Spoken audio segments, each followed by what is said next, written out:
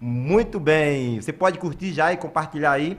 Você pode também interagir conosco através dos comentários, tá bom? Já chegamos a quase 900 mil almas alcançadas através do nosso apostolado e eu quero convidar você a se inscrever no nosso canal. Assim o YouTube entende, né, que o nosso conteúdo é relevante e ele entrega para mais pessoas o nosso apostolado, né, a nossa missão de evangelizar. Eu já vou saudar o meu irmão, seja muito bem-vindo ao Rural Flow Podcast, o irmão missionário Eudes Duarte. Ô, glória, a paz de Jesus, o amor de Maria para todos vocês, os irmãos que nos acompanham. Sustenta o fogo que a vitória é nossa. Eudes Duarte, mais conhecido como Cabeção. Alegria muito grande vir participar com vocês aqui e levar essa palavra que cura, salva e liberta, tá? Salmo 106, versículo 20, a Bíblia diz: o Senhor enviou a sua palavra para curá-los e arrancá-los da morte. Quando a palavra de Deus é anunciada, ela cura e arranca as pessoas da morte. Sabedoria 16, 12, não é um unguento que os curou, mas a vossa palavra cura todas as coisas. Isaías 40, versículo 8, a erva seca, o capim fenece, mas a palavra de Deus permanece para sempre.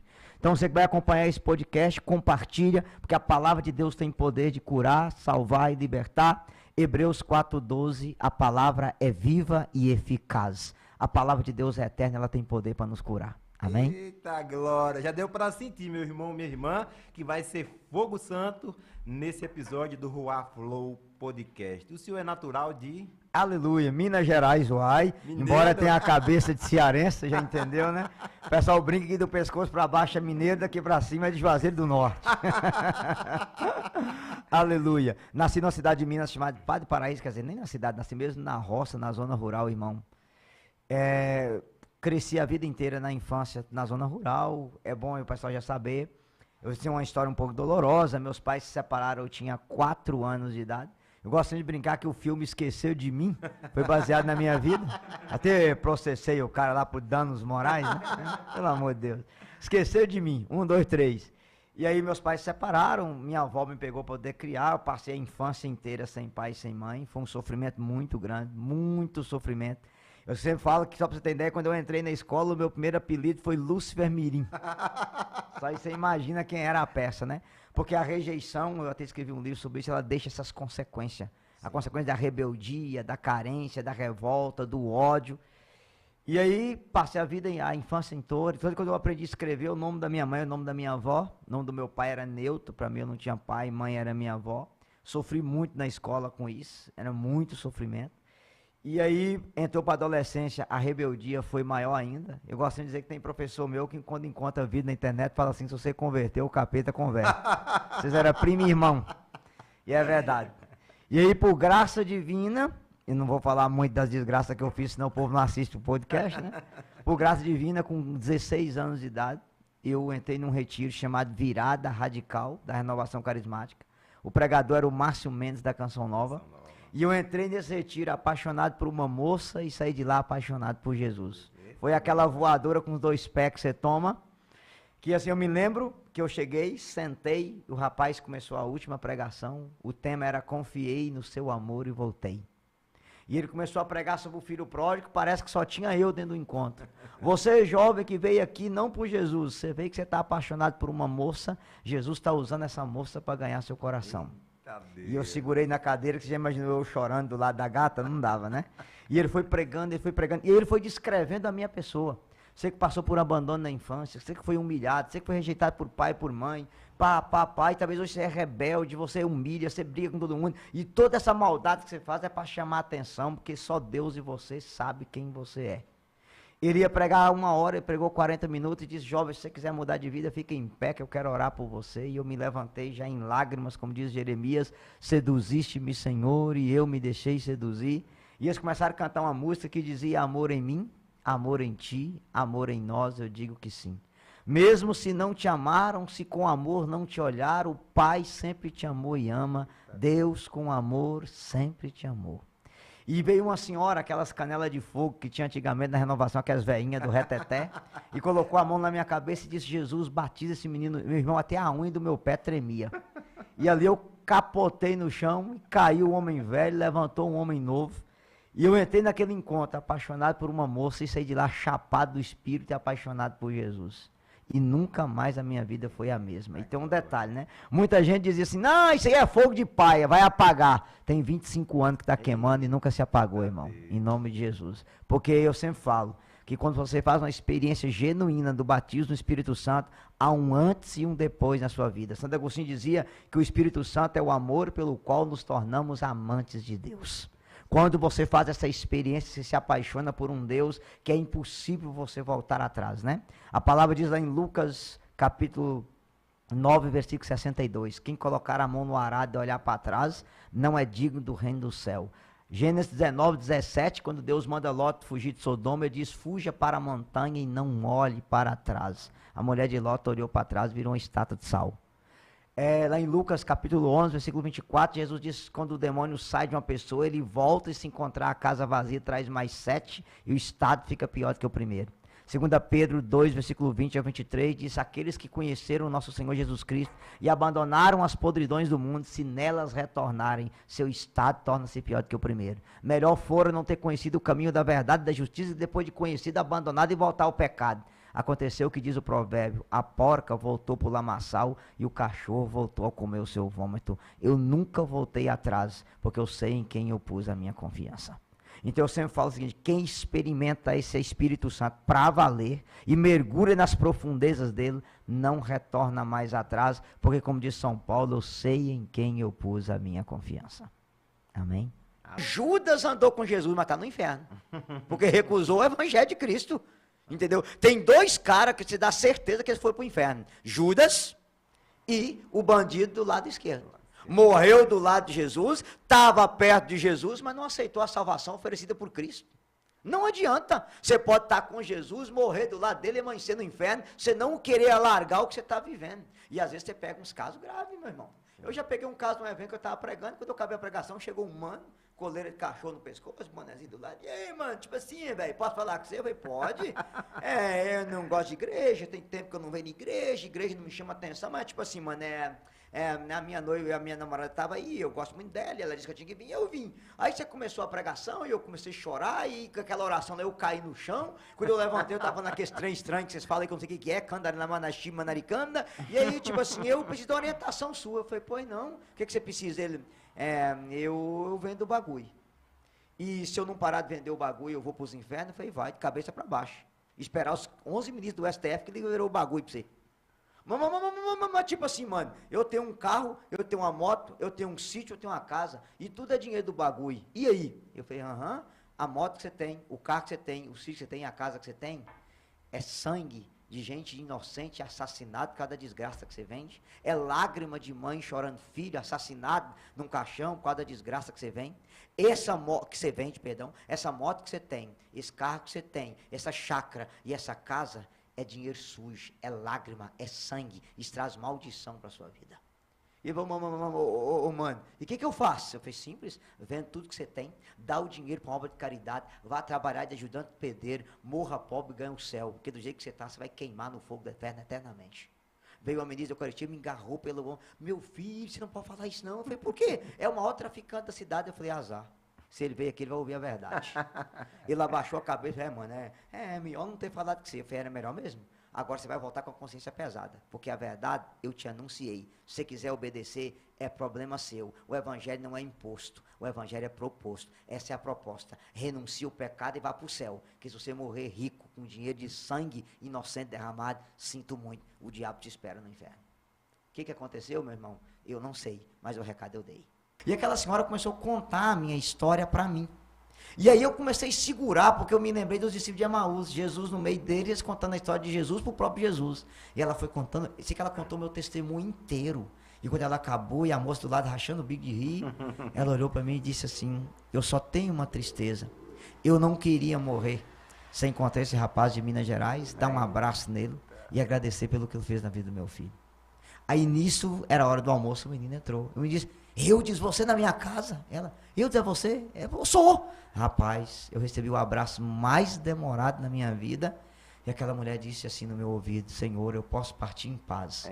Porque eu encontrei o rapaz que foi instrumento da salvação da vida do meu filho. Cara, não tem dinheiro no mundo que paga um abraço daquele. Que paga um negócio desse. Nessa hora já valeu a pena você como é que se fala? Largar tudo para servir Jesus. Entendeu? É essas coisas que valem a pena.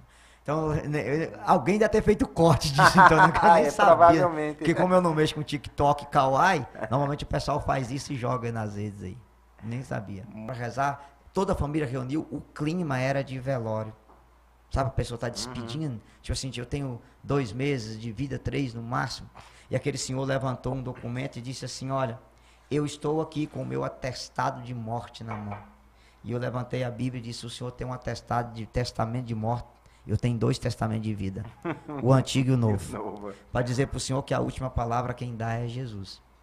Aí eu abri a palavra naquela passagem que Jesus caminha sobre as águas, estendi a mão, fiz uma oração de cura por ele e eu disse, olha meu irmão, Pedro, enquanto olhava para Jesus, ele caminhava sobre as águas.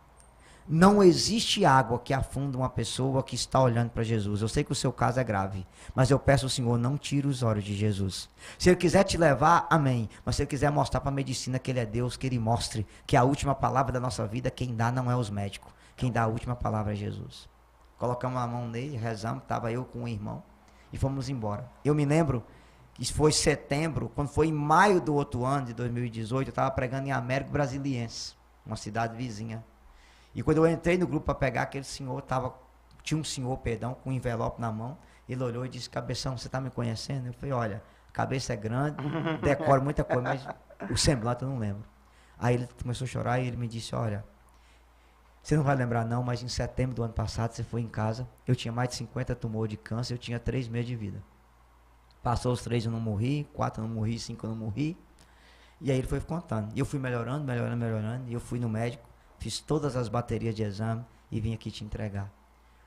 Todos os tumores do meu corpo sumiram, porque eu acreditei naquela palavra, não tire os seus olhos de Jesus. Não tire os seus olhos de Jesus. Irmão, esse é o segredo. Quando você coloca os olhos em Jesus, nada pode derrotar você na vida. Entendeu? Esse é um dos testemunhos, porque por causa de uma palavra, Pedro não tirou os olhos de Jesus na hora da tempestade. Ele disse para ele, não tire os seus olhos de Jesus. E ali foi a cura dele. Para rezar, toda a família reuniu, o clima era de velório. Sabe, a pessoa está despedindo. Tipo assim, eu tenho 2 meses de vida, 3 no máximo. E aquele senhor levantou um documento e disse assim, olha, eu estou aqui com o meu atestado de morte na mão. E eu levantei a Bíblia e disse, o senhor tem um atestado de testamento de morte. Eu tenho 2 testamentos de vida, o antigo e o novo. Para dizer para o senhor que a última palavra quem dá é Jesus. Aí eu abri a palavra naquela passagem que Jesus caminha sobre as águas, estendi a mão, fiz uma oração de cura por ele e eu disse, olha meu irmão, Pedro, enquanto olhava para Jesus, ele caminhava sobre as águas. Não existe água que... De fato, de gastar o tempo para Deus, o Senhor que tem rodado tantas cidades, né, e sempre de forma muito autêntica, e isso tem levado muitas pessoas à conversão. E uma das coisas que a gente acompanha também, que também tem levado muitos irmãos à conversão, é justamente tirando certas dúvidas, né? Por exemplo, acerca de imagens, né? Existem muitas dúvidas acerca de sacramentos, da oração pelos fiéis defuntos, né, da fundação ali da igreja, né, e a gente sempre tem esses temas que geram muita dúvida, né, principalmente para pessoas que viveram ali no protestantismo, né, nos irmãos separados e tudo mais, e é importante que a gente também possa falar, né, de forma brevemente um pouco, né, sobre isso, porque a dúvida de um geralmente é a dúvida, né, de muitos. Então, qual a importância das imagens sacras na vida da igreja? Bom, vamos lembrar. Pena que eu não tenho aqui uma. Eu vou pedir ao menino, você procura no Google aí, ícone da Trindade, fazendo favor, e posta na tela, que aí eu vou explicar pro pessoal lá. Vamos embora. São João Damasceno, lá no ano 760, ele diz assim, a beleza das imagens estimula a minha oração. E aí eu vou falar uma coisa que os evangélicos vão ouvir, eles não vão concordar, mas é a realidade. Essa ideia de combater as imagens não é uma ideia bíblica. É uma ideia que veio dos muçulmanos no século VII. Quando o cristianismo dominou o mundo, surgiu uma heresia chamada iconoclastas, que era a quebra das imagens, que veio de origem muçulmana. E teve um concílio, chamado Concílio de Nicéia 7, lá no ano 767, para debater a questão das imagens. E entre eles estava São João Damasceno.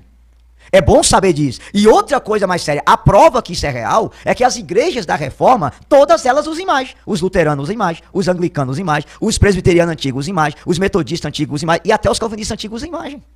Essa ideia de combater o uso dos ícones de imagem é uma ideia mais do neopentecostalismo, que faz uma leitura fundamentalista da Bíblia ao pé da letra e que pegou uma heresia vencida há mais de 1000 anos na igreja. Então é bom saber disso. Essa ideia, ela não vem nem do judaísmo. Inclusive, esses dias o professor Eduardo Farias, que foi um ex-pastor evangélico da presbiteriana, ele mostrou lá no Vilela, a sinagoga dos judeus é cheia de imagem. Dentro da sinagoga. Então vamos lá para a Bíblia. Primeiro, não vou pegar, você anota para a galera. O texto mais usado pelos evangélicos é Êxodo 20. Mas é bom citar para o povo, ó. Êxodo 20, versículo 3 e 4, Deuteronômio 4, 14, Deuteronômio 5, 8, Levítico 33, versículo 1, Levítico 26, versículo 1, Isaías 44, 9, 14, Isaías 45, 20, Isaías 42, 8, Jeremias 10, 2, Jeremias 7, 18, Abacuque 2, 18, 1 Coríntios 10, 16, 1 João 5, 20, Gálatas 5, 19, 1 Coríntios 6, 9, Apocalipse 21, 8, Apocalipse 22, 15. Esses são os versículos, perdão, tem o Salmo 115 e o Salmo 135. Esses são os versículos usados pelos evangélicos para combater a questão das imagens. Mas vamos embora lá. Não farás para ti, perdão, Êxodo 20, versículo 3. Não terás outros deuses diante de mim, e não farás para ti imagem de escultura que se encontra em cima no céu, sobre a terra e nas águas debaixo da terra. Não te prostrarás diante dela e não lhes prestarás culto.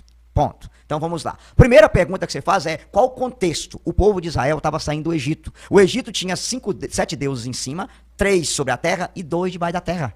Deus está proibindo fazer imagem dos deuses dos Egípcios, de Horus e Companhia Limitada. Quem quiser aprofundar isso, você entra no meu Instagram, Missionário Católico do Ato, tem um link. Eu lancei um curso só sobre isso, que eu mostro a imagem de cada deus do Egito e explico cada significado de um por um deles. Como que eu sei disso? A palavra imagem no idioma grego tem 2 palavras, eidolon ou eidolorum e ícone.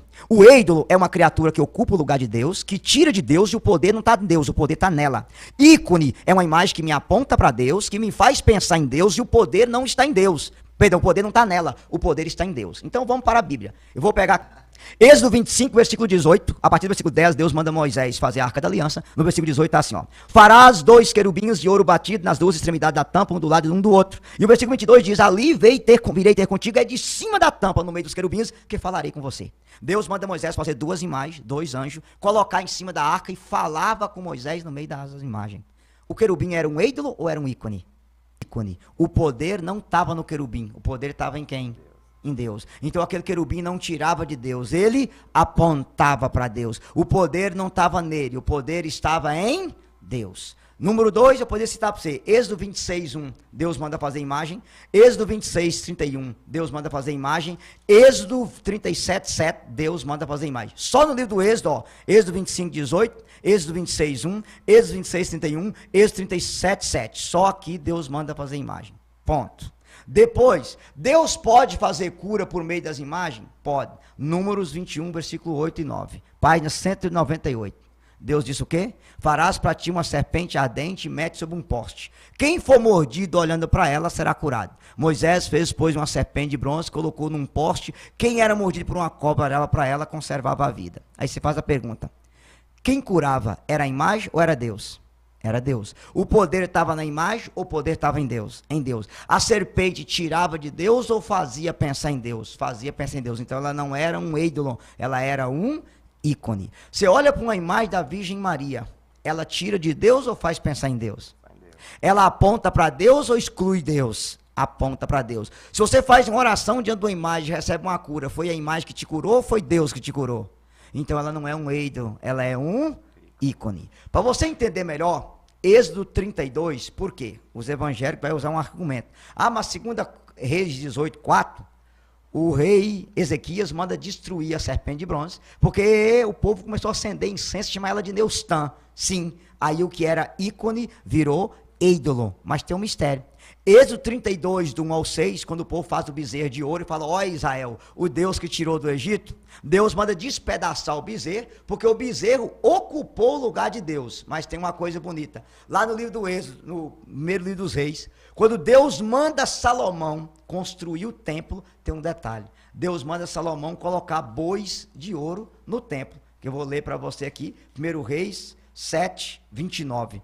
1 Reis 7, 29. Nos painéis enquadrados de moldura havia leões, bois e querubins. Olha, quando a imagem aponta a Deus, ela é ícone. Quando ela ocupa o lugar de Deus, ela é ídolo. Quando ela é ídolo, Deus manda quebrar. Quando ela é ícone, Deus manda fazer. Entendeu a diferença? 1 Reis 6:23 diz que Salomão fez 2 querubins de 5 metros de altura e colocou no templo. 2 anjos de 5 metros de altura. Tinha asa? Tinha. Voava? Não. Tinha boca? Tinha. Falava? Não. Tinha pé? Tinha. Andava? Não. Como diz vovó. Tinha zóio? Tinha. Zoiava? Não. Tinha ouvido? Tinha. Escutava? Não. Tinha garganta? Tinha. Emitia som? Não. Mas quem mandou fazer? Deus. Com um detalhe. Ídolo e ícone, os dois é uma imagem. O ídolo é a imagem de um falso Deus que tira você de Deus. O ícone é a imagem de um servo de Deus, de um anjo do próprio Cristo que te aponta para Deus. Quando aponta, Deus manda fazer. Quando tira, Deus proíbe de fazer e manda quebrar. Entendeu a diferença? Poderia citar para você o livro dos Reis, o capítulo 6 todinho. Deus manda Moisés fazer imagem, mas tem uma coisa interessante, o segundo livro das crônicas, que é uma narrativa mais completa, tem uma coisa mais bela. Eu posso um dia aqui vir fazer um podcast só sobre imagem, para explicar a vocês melhor, tá? Segunda Crônicas, capítulo 3, quando Moisés vai fazer o templo, primeira coisa, no versículo 7 diz assim, ó, Segunda Crônicas 3, 7, o rei revestiu de ouro a sala, traves, umbrais, paredes e porta. Nas paredes mandou esculpir querubins. No versículo 8, Salomão faz a sala do santo do santo. O que era santo do santo? Era o lugar que o sacerdote entrava uma vez por ano com a corda amarrada no pé, que se ele entrasse em pecado ele morria. Ninguém podia entrar lá, tinha que tirar ele pela corda. Santo do santo. E lá no versículo 10 diz assim, ó, para o interior do santo do santo, mandou esculpir 2 querubins e os revestiu de ouro. Deus colocou 2 imagens de ouro no santo do santo, o lugar mais santo do templo.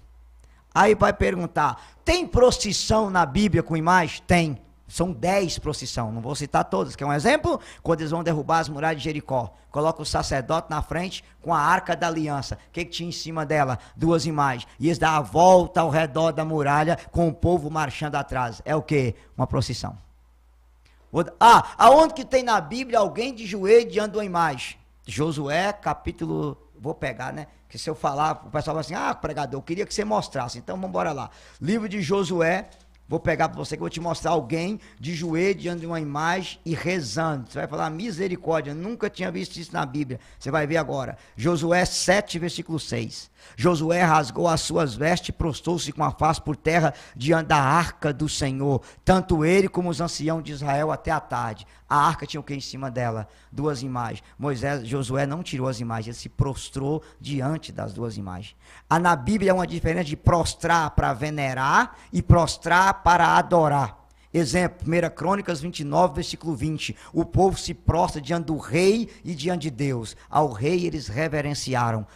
Ao Deus eles adoraram. Prostrar para reverenciar é uma coisa, para adorar outra. Primeiro, Êxodo 18, 7. Moisés se prostra diante do sogro, ele não adorou, ele reverenciou. Segundo Reis 1, 16 ao 18, o profeta se prostra por terra diante de Salomão, ele não adorou, ele reverenciou. Êxodo 22, Abraão se prostra diante dos anjos, ele não adorou, ele reverenciou. Então, prostrar para adorar é uma coisa, para reverenciar é outra coisa. E a gente faz sempre aqui no nosso podcast um Ruá Flash. Como funciona? A gente faz uma pergunta com uma palavra, uma frase, e o senhor responde com uma palavra, uma frase. Ótimo. Vamos lá? Vamos lá. Igreja. Coluna e sustentáculo da verdade. Missão. Um presente de Deus para a humanidade, para nós. Fraternidade. Viver como irmãos em Cristo. Irmãos. Aquele que na hora da prova te estende a mão e está do seu lado. Jesus. Único Senhor e Salvador. Virgem Maria. O maior presente do filho para a humanidade. Lembrando que o filho é o maior presente do pai e a mãe é o maior presente do filho. Vida de oração. Tudo. A oração é a força do homem e a fraqueza de Deus, de Santo Agostinho. Deus, quando olha para um homem de joelho, ele não resiste, ele nos abençoa. Santo de devoção. Aí uma lista. Não. São José e Santo Antônio. Por quê? São José, porque eu vou falar uma coisa que o pessoal pode não entender, mas São José foi o único homem que salvou o seu Salvador. Todo respeito a Davi, Abraão, Moisés, Jacó, Isaac e aos 12 apóstolos. Mas José foi o único homem que salvou o seu Salvador. Ele fugiu para que Herodes não matasse Jesus. Número 2, José foi o único homem que deu a Deus uma profissão. Jesus era carpinteiro. Aprendeu com quem?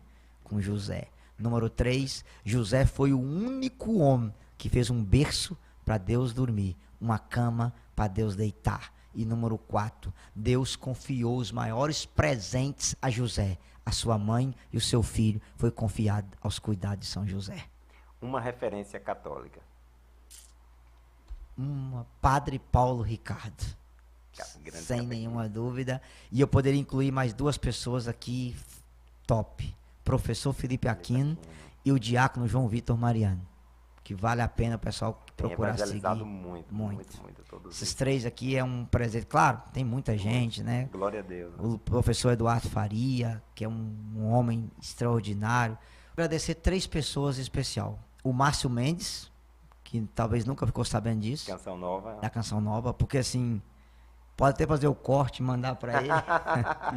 Marca ele lá no... O retiro que o Márcio Mendes pregou da minha conversão foi o retiro mais difícil da vida dele. Que ele veio de ônibus de Cachoeira Paulista para Teoflotone, Minas Gerais. O ônibus quebrou várias vezes no caminho. Foi um sofrimento, ele praticamente não dormiu. Foi o maior, tanto que ele conta que foi o retiro mais difícil que ele pregou na vida dele. Mas esse retiro ele não sabia que Deus estaria levantando um profeta nesse retiro, que fui eu. Então eu tenho um agradecimento a ele. Número 2, agradecer o professor Felipe Aquino. Toda a minha base de formação é o professor Felipe Aquino. Toda a literatura, tem todos os livros de Felipe Aquino em casa. Tudo que ele escreveu, eu já li. Assim, a minha fé foi, doutrinamente falando, foi calçada com o professor Felipe Aquino. Aqui, assim, não tem dúvida do que eu posso dizer sobre o professor Felipe Aquino. E uma terceira pessoa muito importante, que eu preciso assim, agradecer muito também, que foi um grande instrumento de salvação na minha vida, dentro do Ministério de Cura Interior, foi o Padre Léo, que já está no céu. Esse aí, quando chegar lá, eu quero dar um abraço nele. Eu creio. Essa conversa, essa nossa entrevista, a gente quer agradecer a Deus, né, pela oportunidade, agradecer a você que nos acompanha, que compartilha o nosso apostolado, que tem acompanhado, que tem evangelizado, né, através dos compartilhamentos. Sem dúvida, você tem sido também um instrumento de Deus, né, levando através dos testemunhos, através do Evangelho de nosso Senhor Jesus Cristo, essa grande graça para muitas almas, e esse é o nosso objetivo, alcançar almas para o reino de Deus. Muitíssimo obrigado, meu irmão, pela sua presença, muitíssimo obrigado por tudo, e os microfones do Rua Flow estão à disposição para as suas considerações. Amém. Bom, dá um recado para todo mundo, qual câmera que eu vou olhar aqui? Aquela é. ali, né? Aleluia. Povo querido, 3 recados para vocês. Número 1, seja santo ou morra tentando. Você nasceu para ser santo. O seu chamado número 1 é esse. Hebreus 12, 14. Sem santidade ninguém verá o Senhor. 1 Pedro 1, versículo 15. Na medida a respeito da santidade daquele que vos chamou, sede vós também santo em toda a vossa maneira de viver. 1 Tessalonicenses 4, versículo 3.